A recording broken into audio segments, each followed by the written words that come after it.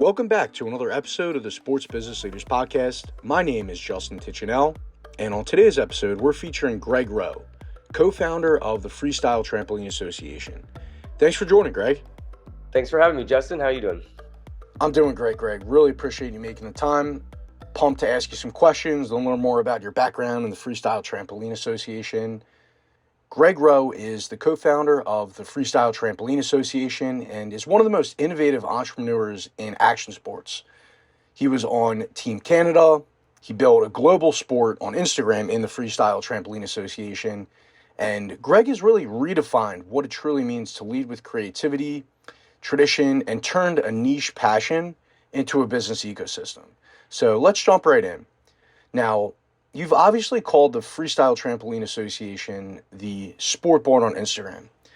How did you go from being an athlete and doing the day-to-day of being a gymnast and being, a tricker or in the trampoline lifestyle to an entrepreneur? And when did you realize there was a business opportunity around what you were doing in trampoline? Well, it actually wasn't us that named it. It was the New York Times and the LA Times that called us the sport board on Instagram because one of their reporters came to one of our first ever events and said, "Hey, this is an amazing community." Before we just had barely gotten started. So if I back up a little bit, I was on Team Canada, and I basically the whole entrepreneurial side was born from literally just my frustrations with being on Team Canada, and not specifically the people on Team Canada, but just the structure that was there and the whole IOC movement and just the politics and the lack of transparency and the lack of really honestly caring about the athletes and trying to do what's best for them. Really, I always felt that it was the coaches and then the managers of these different training clubs and the federation members and all of these guys were the ones hoarding all the value and everything. And this is what I thought at first. But then I realized that, okay, so I first thought, okay, you guys are just bad people that aren't sharing the wealth here. Then I realized they don't know what they're doing. These guys are not experts. They're never going to get hired by Formula One to be the lead marketing for, the race and wherever. They're not going to get hired by UFC. These are not experts. And that's kind of where I realized, hey, there's an opening here because the trampoline gymnastics people don't really understand what they're doing. They're stuck in one little thing from 1881 is when they kind of started. This was before World War One.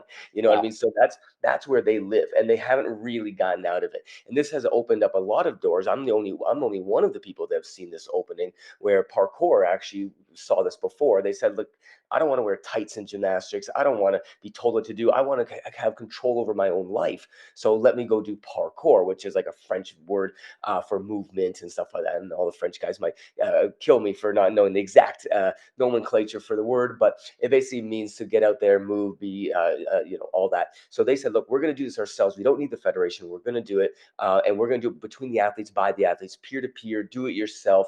Let's get rid of all that ugly old infrastructure that really wasn't doing as much good as people thought, because now social media was infrastructure and YouTube is infrastructure, and just the way that people live and the normal discord of humanity has changed a little bit. Back in the 60s, 70s, it was all about national pride. It was about being structured and boom, boom, lining up in order, and that's how you showed people that you were a value member of society. But that has changed for a million different reasons.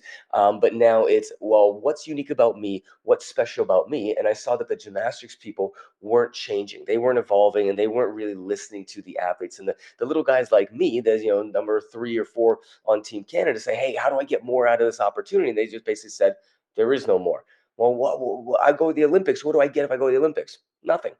Basically, Rosie goes to the Olympics. She won 2 times, 2 cycles. Rosie McLennan, nice girl and everything like that. But that's 20 years she'll never get back, and no one's ever heard of her. She's the best in the world at what she does, and there's no infrastructure to get her paid. What happens if she could look back now and say, well, if I took up football or I took up basketball or any of these other sports, I would have been a millionaire by now. So what's wrong with the infrastructure in gymnastics that makes basically someone waste their life going through that. And then by the time they realize it's a waste, it's too late. You're now 20 years old and you're not going to pick up a new sport most likely. So I saw this as the big problem. I said, guys, we got to fix this whole infrastructure. The economic system makes no sense.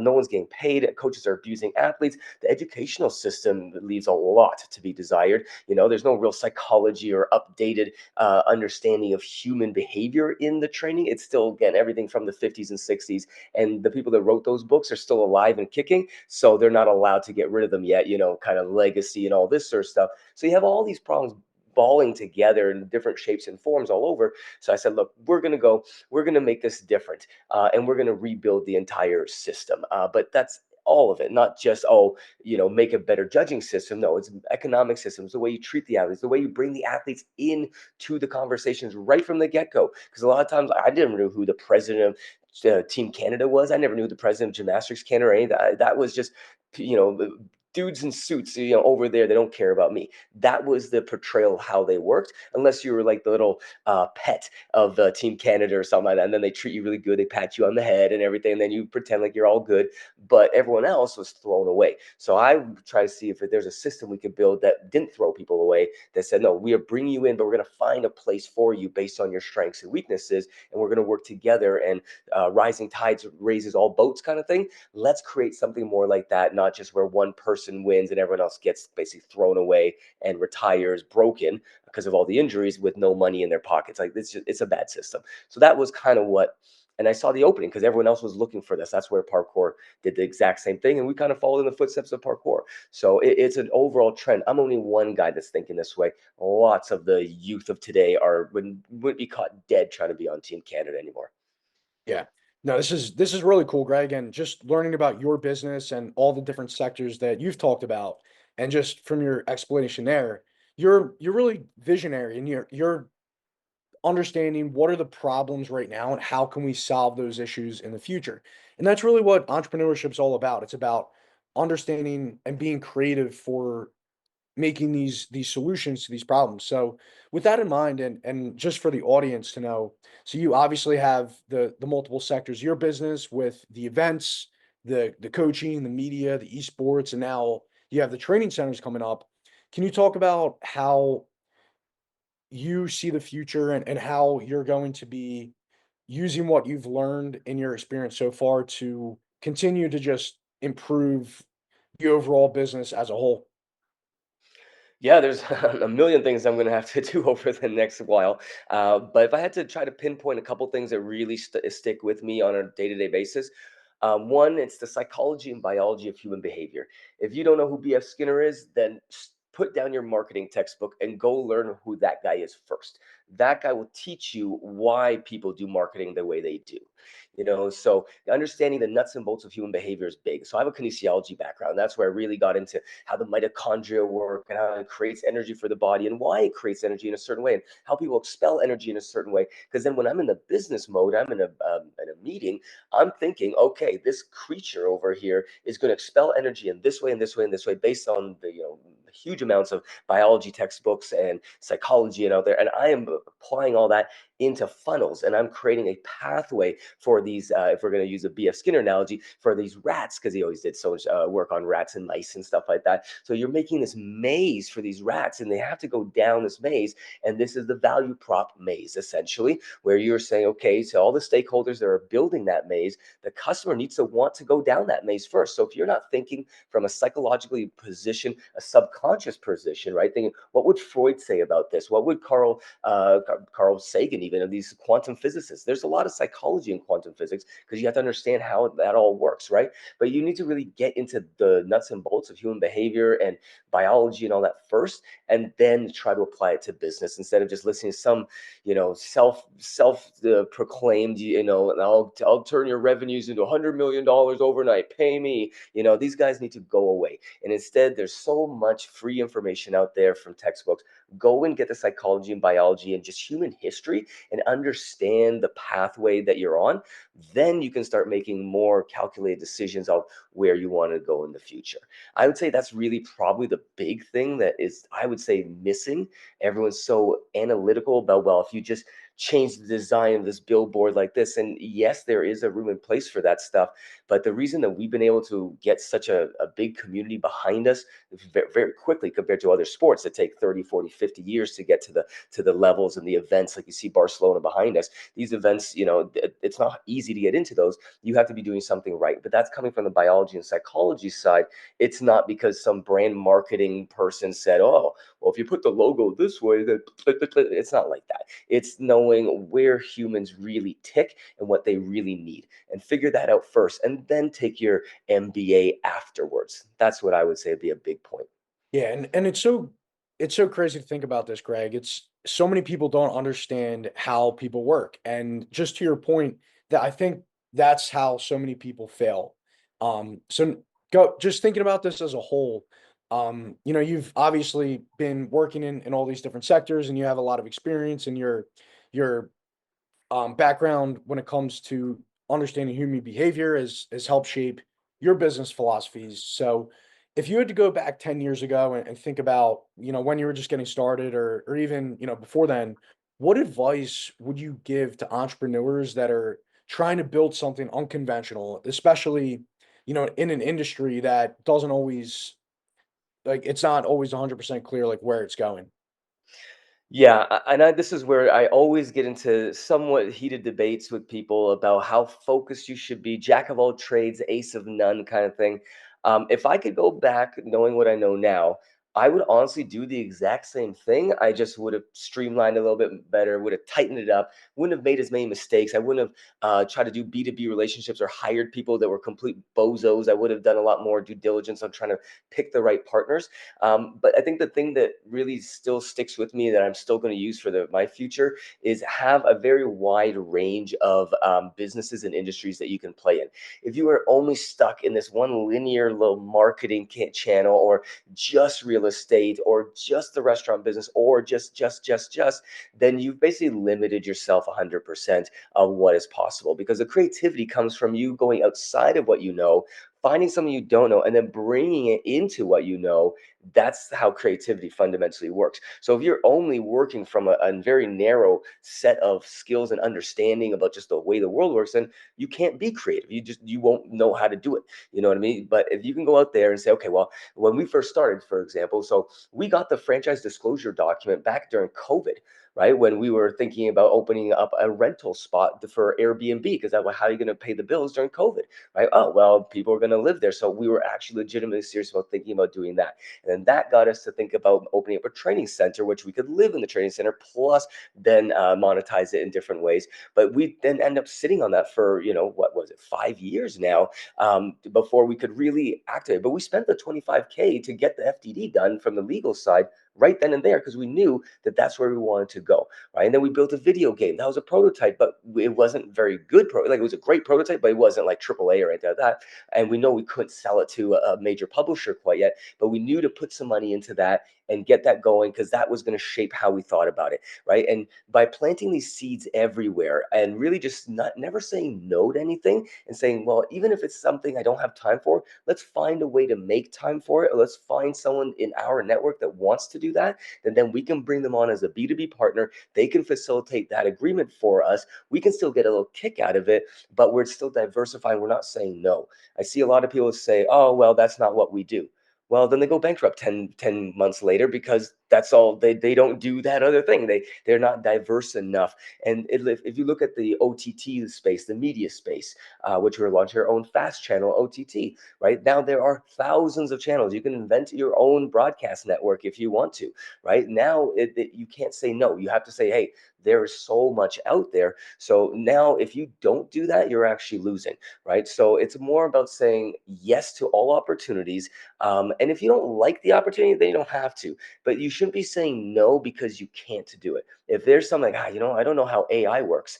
The answer isn't, well, AI is stupid and it's going to take over the world, so I'm not going to focus on it because I have morality, because I care about, big tech stealing all my privacy. That's not the answer. That's the answer to make you lose and make you poor forever, basically, because that's the answer that people use to block themselves from understanding how the rest of the world works, right? And it gets back to my earlier point. If you don't really know why AI became a thing and so powerful that companies are dumping billions of dollars into it, then you're missing a huge part of what's gotten humanity here, which means that you won't know where it's going next, right? So it all comes back down to just being very diverse, being very open. And when people tell you, no, no, no, no, we don't have time for that and that and that, I say, yeah, you do have time for it.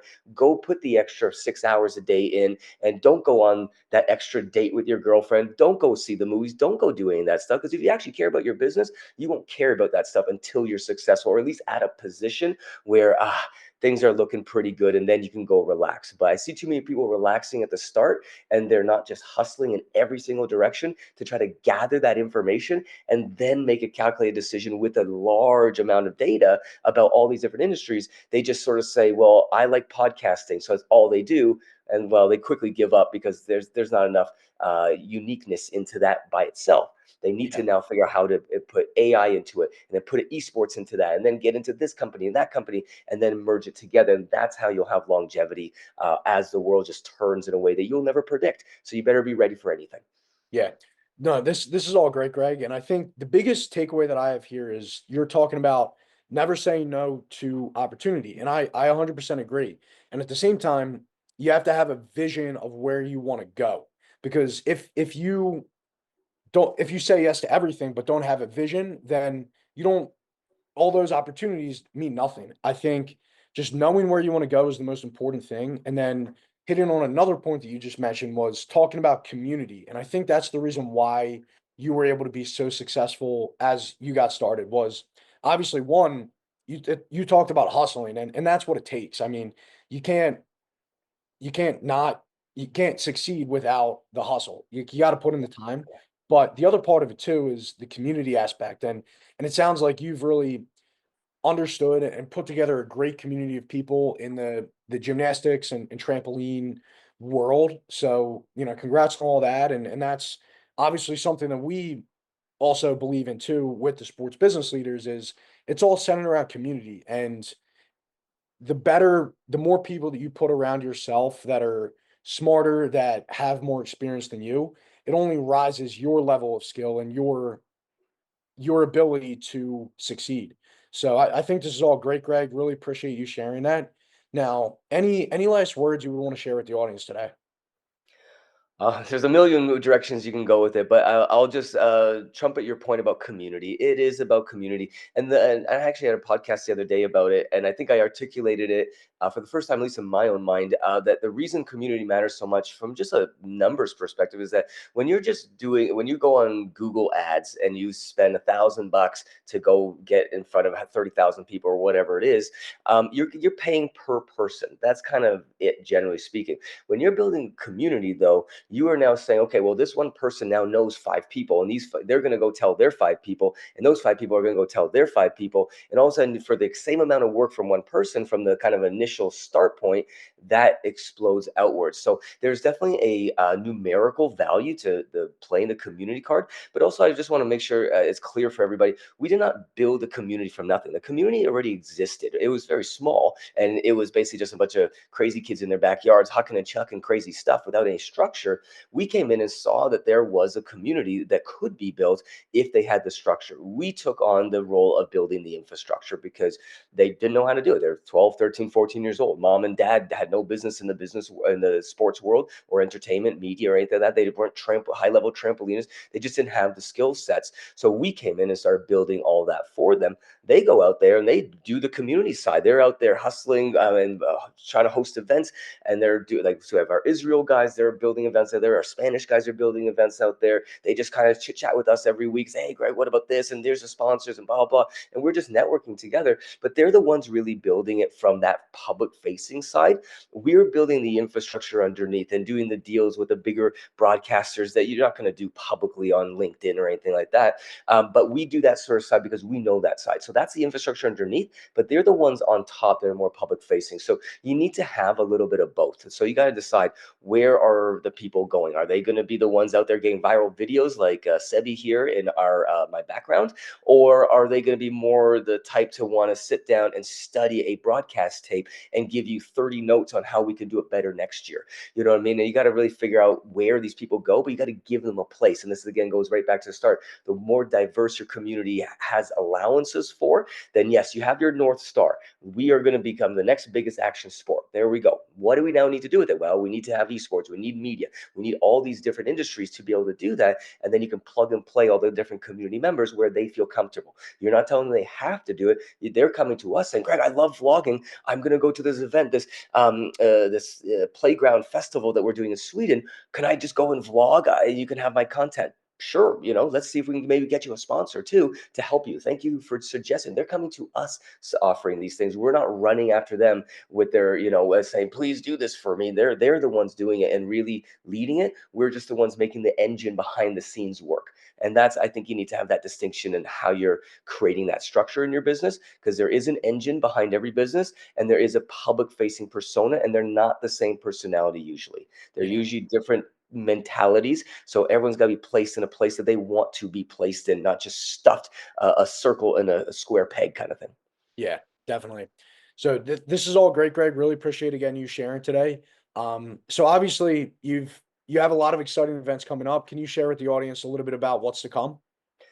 Well, I guess because this is probably not going to come out before we actually make the announcement, but I guess we can say that we are going to be debuting at the X Games in June at Salt Lake City as a potential new sport being added in the future. Right now, it's going to be an action sport, sort of like part of their X Fest, which is a really cool like activation area where they bring in new potential partners and stuff like that. Kind of test run it, get to see what it's like, see how the athletes do, see what the skateboarders and scooter kids and all those guys think about it. And then if all goes well there, then there's definitely a big opportunity. Can't say much more than that at this point, but everyone kind of knows where that can go, obviously, in the future. So really excited about that. But we have other festivals all over the world that are just like Barcelona here, with 30 to 75,000 people, with NBC, ESPN coverage, and all that sort of stuff. So we really have a lot of big festivals out there that we really migrated up to from more the regional, smaller venues. And now that's going to give us a really big sort of boost this year on more of a mainstream stage. So I'm pretty excited about all that. We do like 40 plus events a year, and we'll be in front of something like 500,000 people in aggregate live. And then, millions and millions of views just online through digital and social and OTT and fast. So it's going to be a big year for us. So I'm super excited. Yeah, congratulations again, Greg. Really appreciate it. And how can the audience stay in touch with you? Yeah, honestly, if they just search up Freestyle Trampoline or Greg Roe Trampoline, all of our stuff will come up on any platform, or just the videos of the kids. I'm not bouncing anymore. I'm retired, happily retired from way back in the day. But you'll see all the kids out there, and you'll see the Freestyle Trampoline Association.com. Everything is there. All of our event schedules, our merchandise, our educational stuff, our brand partners. You can get discounted free trampolines, all that sort of stuff. So if you love trampoline, just go to Freestyle Trampoline Association.com. Everything will be there, and you can go and find your own pathway from there. Awesome, Greg. Really was a pleasure. Thanks again for being on the show, and best of luck with everything in the future. Perfect. Thanks a lot, Justin. I really appreciate being able to tell our story a little bit to your audience and your platform. And I wish you the best of luck. We'll have to do it someday again once we're a little farther along. Maybe we can talk about esports and other more specific details. For sure. Thanks again, Greg.